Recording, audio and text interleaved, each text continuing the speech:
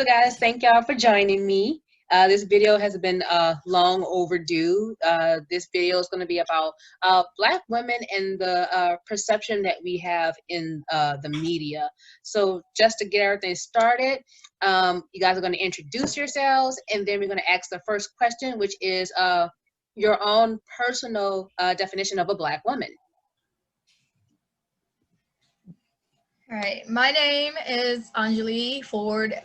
Everybody usually calls me Slim. I do work in mental health, and my description of a Black woman is anyone who identifies as a woman first, and a Black woman is somebody that's strong and resilient. That's a strong answer because we are very resilient. Lauren, you want to go?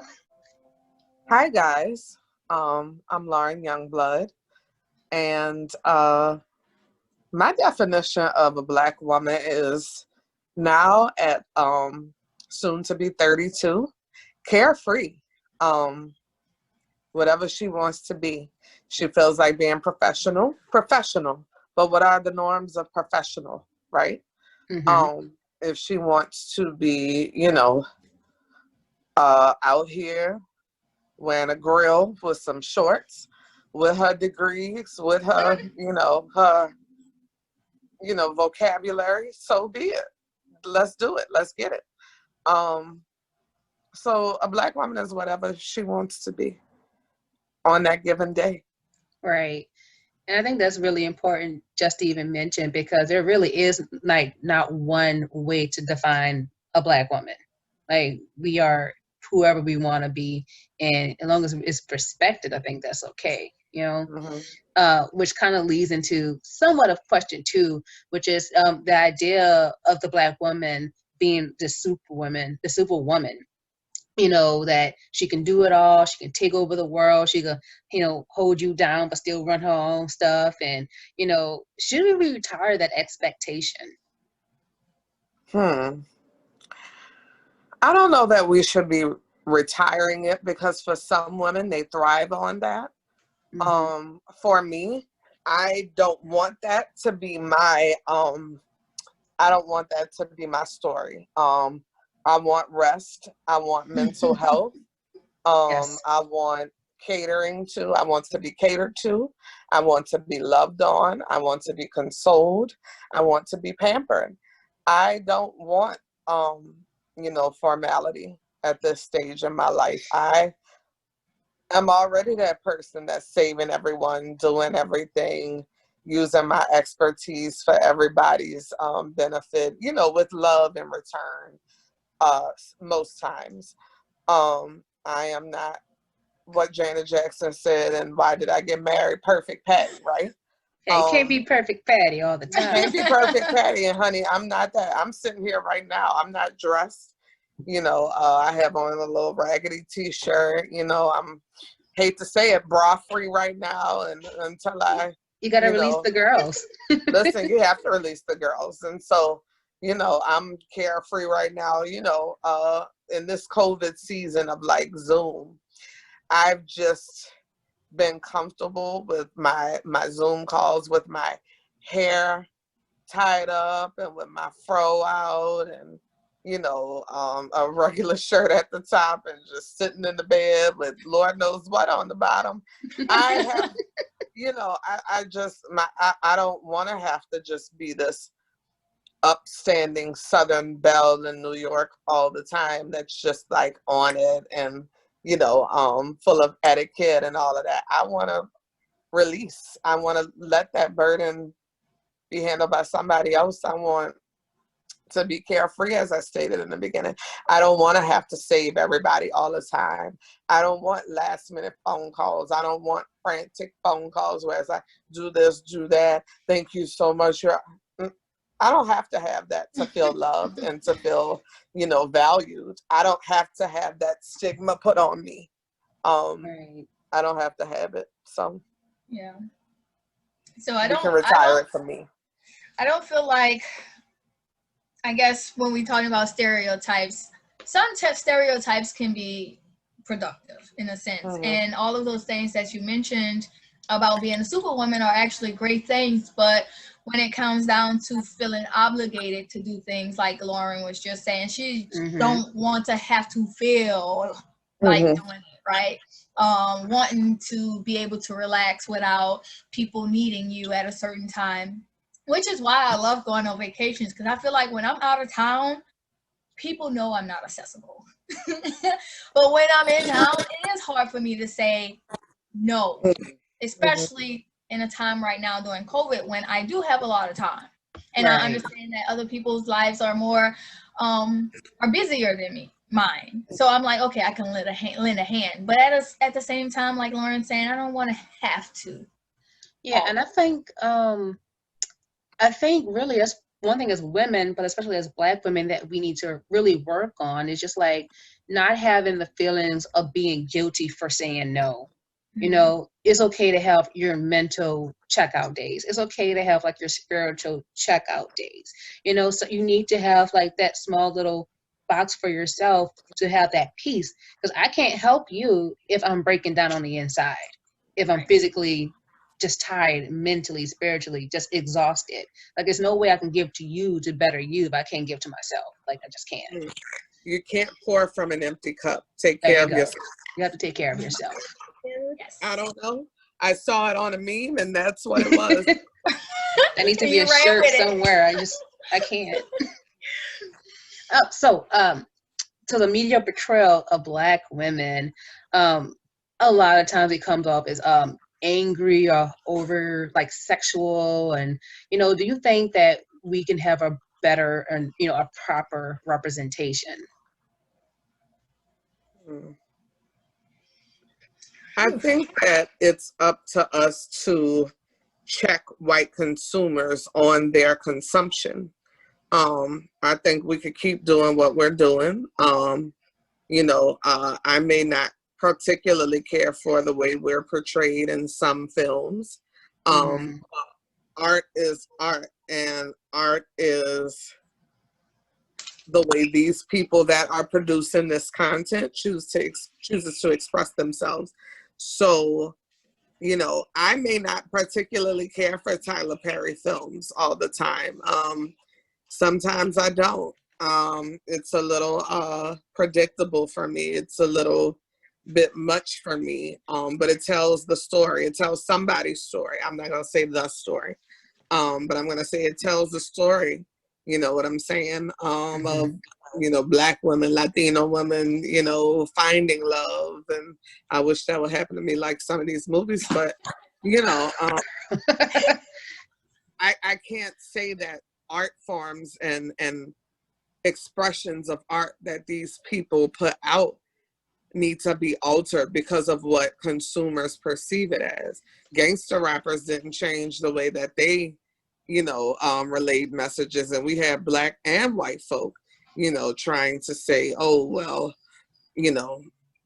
they need to stop, and they're this, C. Dolores Tucker was her name. I'll never forget a Black woman, saying that, three things about rap music: it is obscene, it is obscene, and it is obscene. So gangster rappers were hard set on what they did, still are, what their art form is. They did not conform. They did not switch it up. Spike Lee is very successful to this day. He is fine. People perceive them a certain way. They didn't have to consume it. People who don't like the way we exude certain behaviors, certain characteristics, certain feelings. It's not up to me to change, their minds about, how they perceive me on camera, in radio. The WAP. That's the biggest.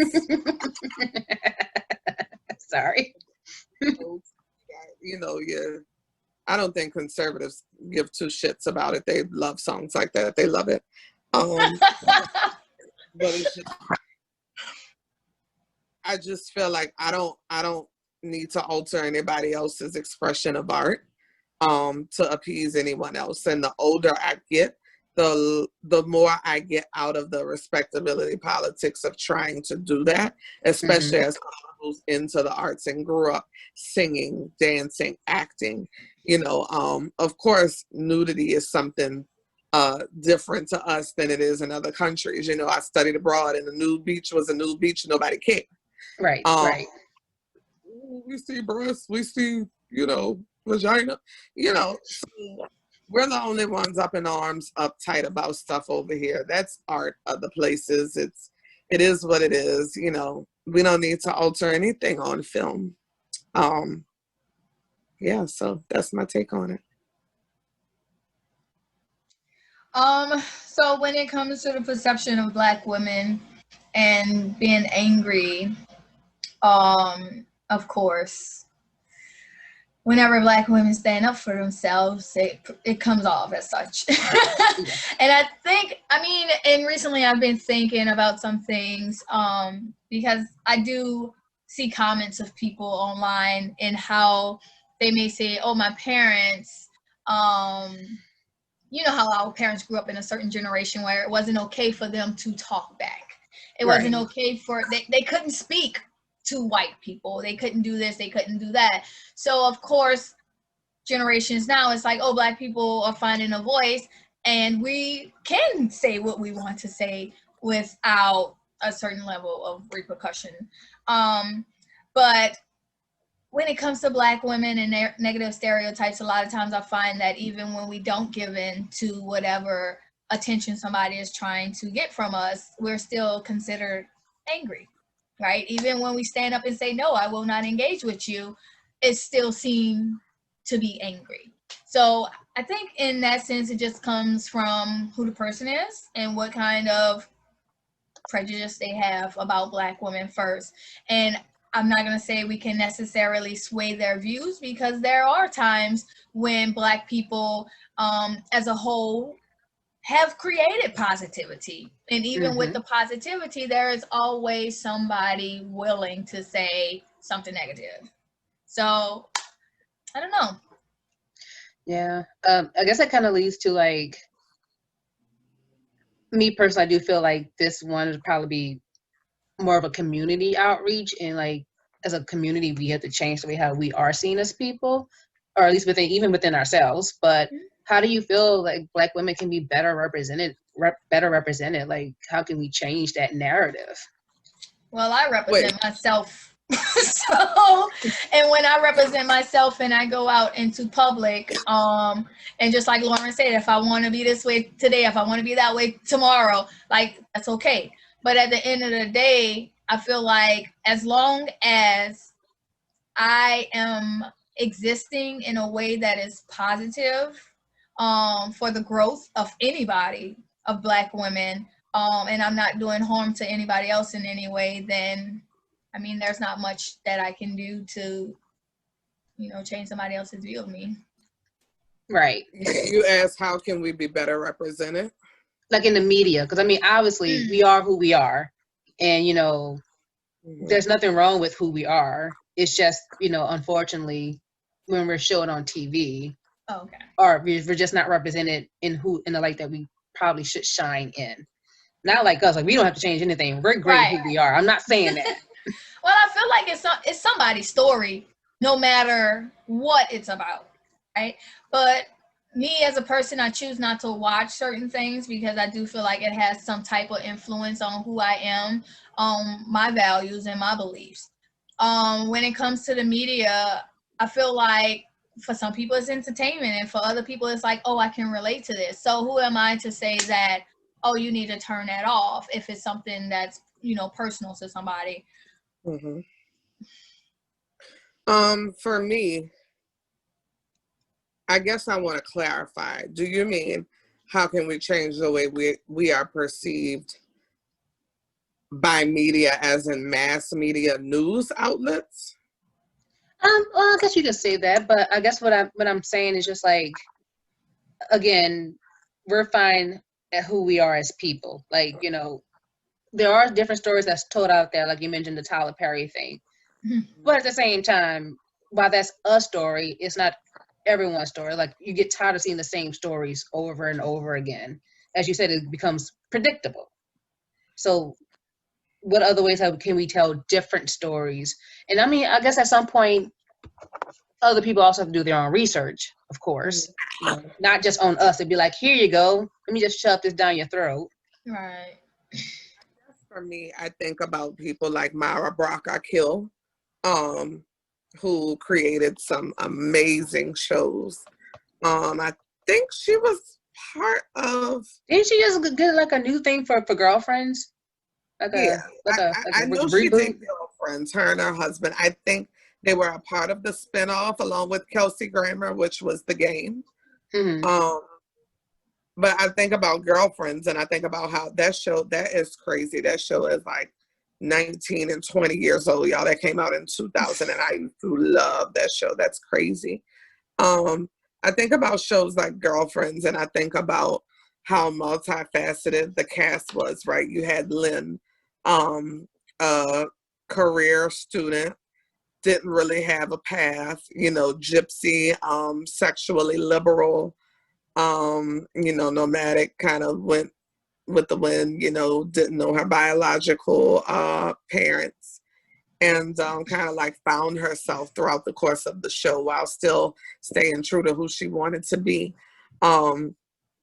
You had Joan, career woman, single, successful, overachiever, had it all, but was single and, tried to find her way through dating. You had Tony, successful, low-key gold digger. Then you had Maya, teen mom, family woman, slipped up, cheated. Her husband cheated. They got divorced. They found each other again, did the American dream.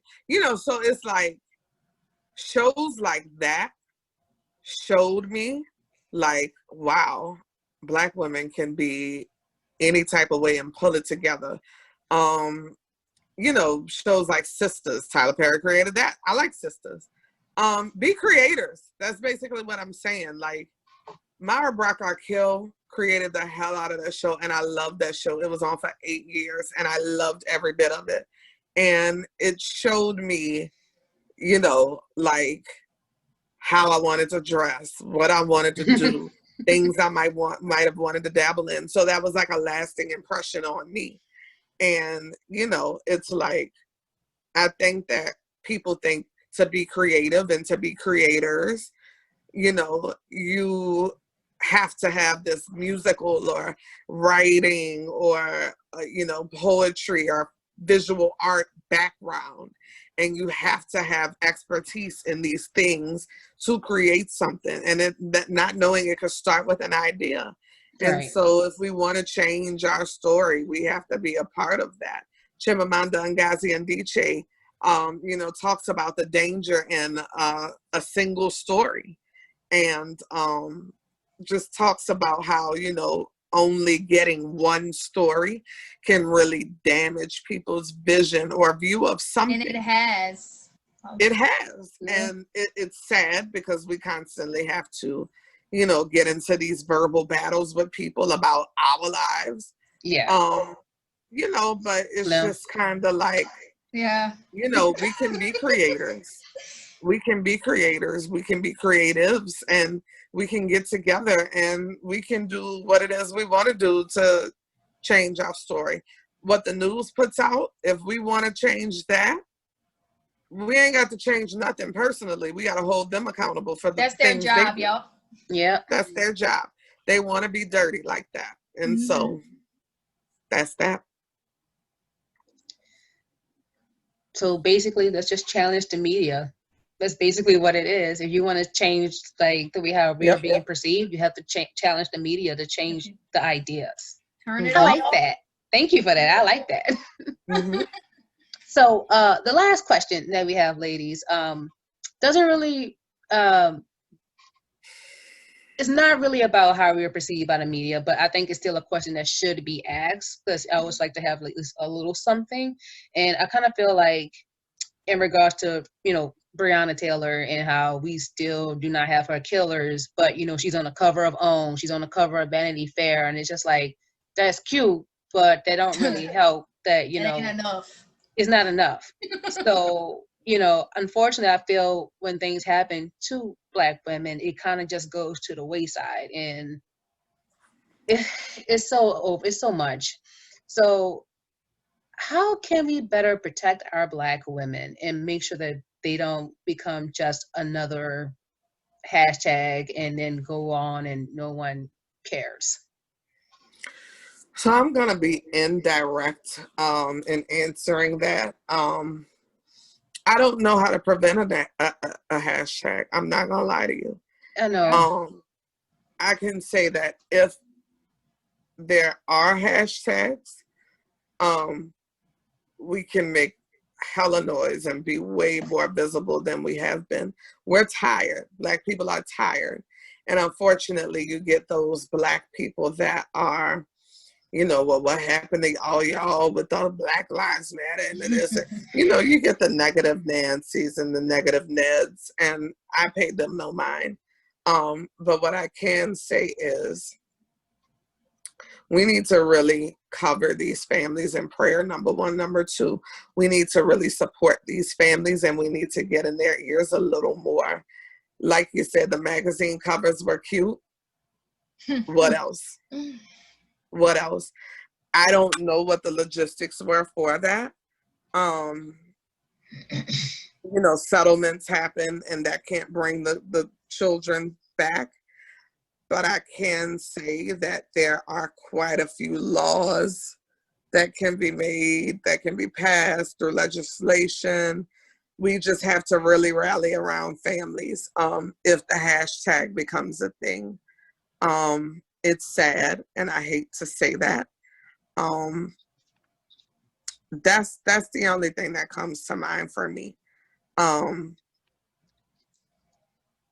You know, the magazine covers were quite reaching, performative, love own, phenomenal, Vanity Fair and all of that. But what financial assistance are they giving to the family? What are these execs of these companies that put her on the cover? What are they doing to put pressure on Kentucky lawmakers?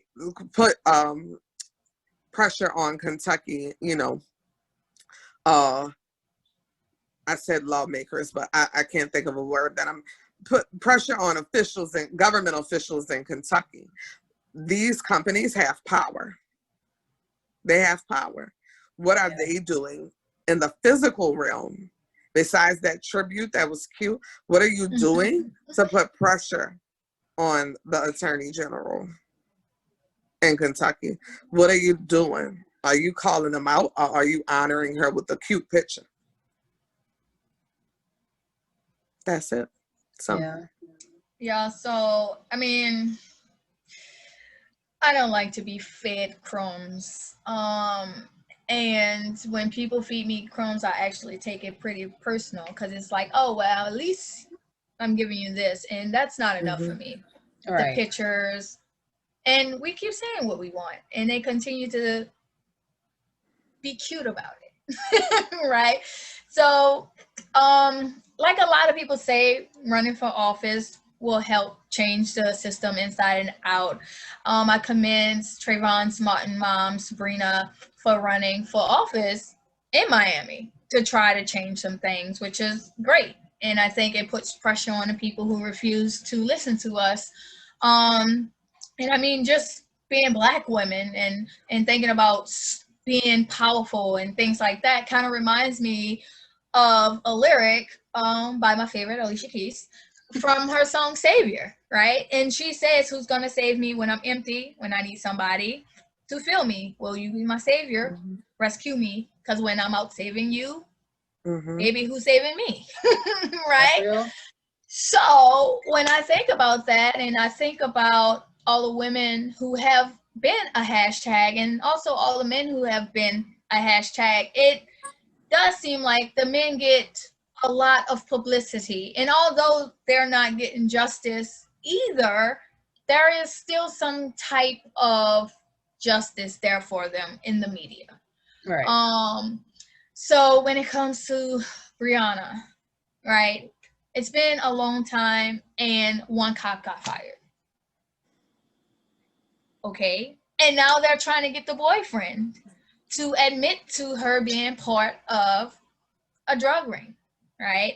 And it's just so grimy how they try to do things in order to get over. And they can because they run the system.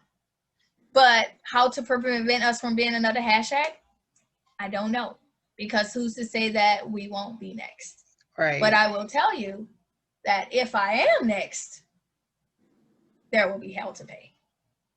And you know, the one thing I will say, just to bring this to a close, is that through these situations, especially like the last situation with her, it has taught me I need to pay a little bit more attention to the government officials who we vote into office. Mm-hmm. So my last thing would be, please, please, please pay attention to your local officials and vote accordingly.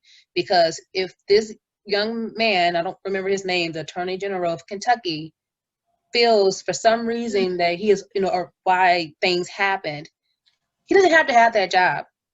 He doesn't have to have that job. He does not. We need to have, better representation for our community. So we need to make sure that we go out there, trust and believe the people who voting for Trump going to be out there bright and early, waiting to hand in the ballot. Presidential elections are important, but all the way down to your representatives and everybody up, you have to vote for people who represent your community. And I think even in this situation with COVID, it should open people's eyes to understand how government works. Because even although the state is moving into phase 3 of COVID response, our New Orleans mayor is saying no, right? So that just goes to show you that local elections are important. Yeah. Well, thank y'all, ladies. Thank y'all so much for doing this with me and having a moment to sit down and just kind of like talk about things that's important. And I hope that I'm able to have different conversations with you guys and just raise different topics that's really, really important, because if not us, who? So thank y'all again, and thank y'all for watching. So bye. Thank you. Thank y'all. Bye.